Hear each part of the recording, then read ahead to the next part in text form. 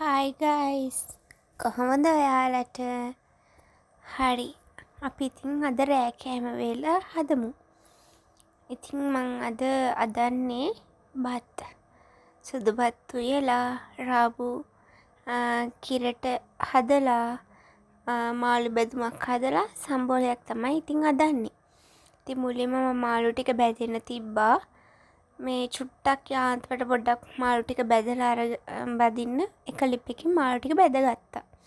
එතකොට අනිත් ලිපට ඇතිරියක් තියලා ඒකට ලූණු මිරිස් සුදු ලූණු අවු මිරිස් කොස් ඇට ටිකක් එහෙම දාලා චුට්ටක් තෙලින් ටෙම්පරාදු කරගෙන ඊට පස්සේ සැරෙන් සැරේට ඉතින් මාළු එකත් බලාගත්තා. මාළු එක වැඩිය මේ බැදෙන්න හොඳ නෑ.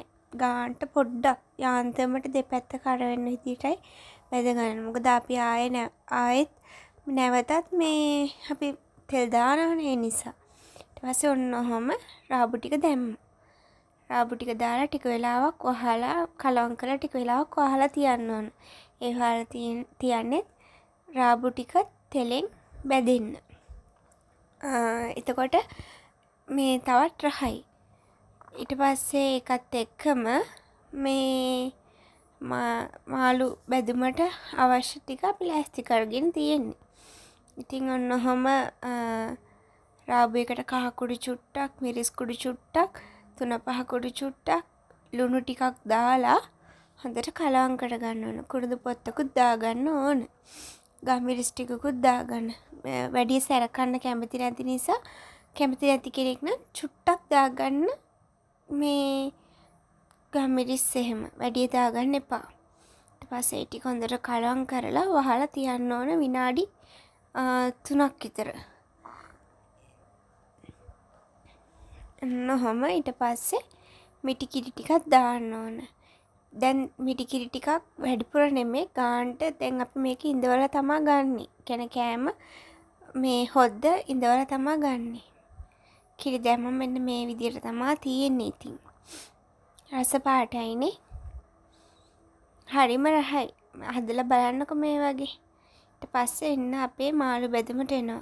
ලුණු අවු මිරිස් මාළු මිරිස් තක්කාලි කරපිංචා රම්පේ දාලා තෙල් ටිකක් දාලා චුට්ටක් මේ තෙල් දාලා ඉවරලා ඊට පස්සේ මෙන්න මෙහෙම මාළු ටික දාලා පොඩ්ඩක් කලවම් කරගන්න ඕන. පේනව නේද මම මාළු බැදගෙන තියෙන තරම. ඊට පස්සේ ගම්මිරිස් කුඩු කෑලි මිරිස් මන් තේ අංජි දෙකක් දාගත්තා. ලුණු කුඩු ඒ කහ කුඩු චුට්ටකුත් දාලා මම ඉතින් සෝයා සෝස් ඔරිස්ටර් සෝස් තක්කාලි සෝස් චුට්ටකුත් දාගත්තා. මොකද ඩෙවල් බැදුමක් කියන්නේ ඩෙවල් එකක් වගේ වුණාට ඒක සුදු බත් එක මාරම රහයි. ඉතින් මේ ඒ ටික දාගෙන හොඳට කලවම් කරගත්තා. අඩු ගින්දරේ තමයි තිබ්බේ. ඔන්න බලන්න මගේ රාබු කරිය. හරිම ලස්සනයි නේ, රස පාටයි නේද? මේක පොඩ්ඩක් මේ ගානට වගේ ඉඳෙන්න ඕන. දැන් ඉතින් කරිය හරි. මෙන්න මගේ මාළු බැදුම. ඒකට මම සම්බෝලෙකුත් හදාගත්තා. මෙන්න මෙහෙමයි ඉතින් මං කෑම එක බෙදාගත්තම තිබුණේ. ඔයාලත් මේ විදිහට හදලා බලන්නකෝ එන.